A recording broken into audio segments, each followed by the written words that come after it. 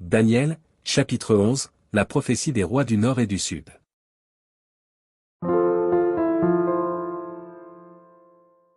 Et moi, la première année de Darius, le Mède, j'étais auprès de lui pour l'aider et le soutenir. Maintenant, je vais te faire connaître la vérité. Voici, il y aura encore 3 rois en Perse. Le 4e amassera plus de richesses que tous les autres, et quand il sera puissant par ses richesses, il soulèvera tout contre le royaume de Javan. Mais il s'élèvera un vaillant roi, qui dominera avec une grande puissance, et fera ce qu'il voudra. Et lorsqu'il se sera élevé, son royaume se brisera et sera divisé vers les 4 vents des cieux, il n'appartiendra pas à ses descendants, et il ne sera pas aussi puissant qu'il était, car il sera déchiré, et il passera à d'autres qu'à eux. Le roi du Midi deviendra fort. Mais un de ses chefs sera plus fort que lui, et dominera, sa domination sera puissante.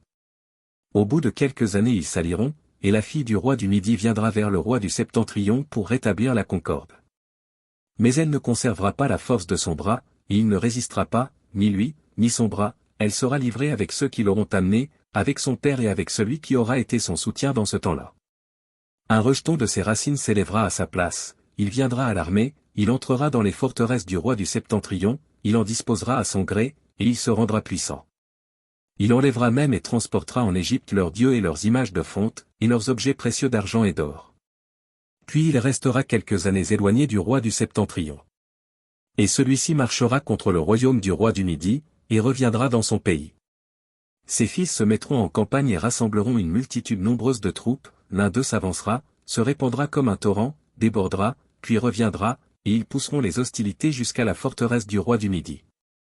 Le roi du Midi s'irritera, il sortira et attaquera le roi du Septentrion, il soulèvera une grande multitude, et les troupes du roi du Septentrion seront livrées entre ses mains.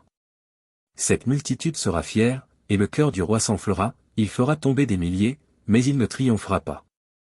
Car le roi du Septentrion reviendra et rassemblera une multitude plus nombreuse que la première, au bout de quelque temps, de quelques années, il se mettra en marche avec une grande armée et de grandes richesses. En ce temps-là, plusieurs s'élèveront contre le roi du Midi, et des hommes violents parmi ton peuple se révolteront pour accomplir la vision, et ils succomberont. Le roi du Septentrion s'avancera, il élèvera des terrasses, et s'emparera des villes fortes. Les troupes du Midi et l'élite du roi ne résisteront pas, elles manqueront de force pour résister. Celui qui marchera contre lui fera ce qu'il voudra, et personne ne lui résistera, il s'arrêtera dans le plus beau des pays, exterminant ce qui tombera sous sa main. Il se proposera d'arriver avec toutes les forces de son royaume, et de conclure la paix avec le roi du Midi, il lui donnera sa fille pour femme, dans l'intention d'amener sa ruine, mais cela n'aura pas lieu, et ne lui réussira pas. Il tournera ses vues du côté des îles, et il en prendra plusieurs, mais un chef mettra fin à l'opprobre qu'il voulait lui attirer, et le fera retomber sur lui. Il se dirigera ensuite vers les forteresses de son pays, et il chancellera, il tombera, et on ne le trouvera plus. Celui qui le remplacera fera venir un exacteur dans la plus belle partie du royaume, mais en quelques jours il sera brisé, et ce ne sera ni par la colère ni par la guerre. Un homme méprisé prendra sa place, sans être revêtu de la dignité royale, il paraîtra au milieu de la paix, et s'emparera du royaume par l'intrigue. Les troupes qui se répandront comme un torrent seront submergées devant lui, et anéanties, de même qu'un chef de l'alliance. Après qu'on se sera joint à lui, il usera de tromperie, il se mettra en marche, et il aura le dessus avec peu de monde. Il entrera, au sein de la paix, dans les lieux les plus fertiles de la province, il fera ce que n'avaient pas fait ses pères, ni les pères de ses pères, il distribuera le butin, les dépouilles et les richesses, il formera des projets contre les forteresses, et cela pendant un certain temps. À la tête d'une grande armée il emploiera sa force et son ardeur contre le roi du Midi. Et le roi du Midi s'engagera dans la guerre avec une armée nombreuse et très puissante, mais il ne résistera pas, car on méditera contre lui de mauvais desseins. Ceux qui mangeront des mets de sa table causeront sa perte, ses troupes se répandront comme un torrent, et les morts tomberont en grand nombre. Les 2 rois chercheront en leur cœur à faire le mal, et à la même table ils parleront avec fausseté. Mais cela ne réussira pas, car la fin n'arrivera qu'au temps marqué. Il retournera dans son pays avec de grandes richesses, il sera dans son cœur hostile à l'Alliance sainte, il agira contre elle, puis retournera dans son pays.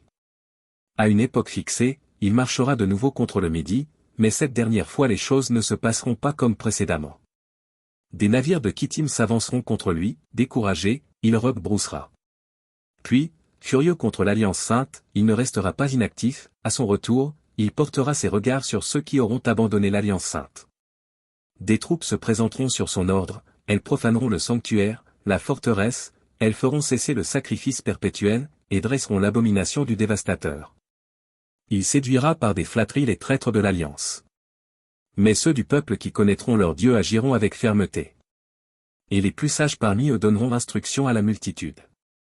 Il en est qui succomberont pour un temps à l'épée et à la flamme, à la captivité et au pillage. Dans le temps où ils succomberont, ils seront un peu secourus, et plusieurs se joindront à eux par hypocrisie. Quelques-uns des hommes sages succomberont, afin qu'ils soient épurés, purifiés et blanchis, jusqu'au temps de la fin, car elle n'arrivera qu'au temps marqué.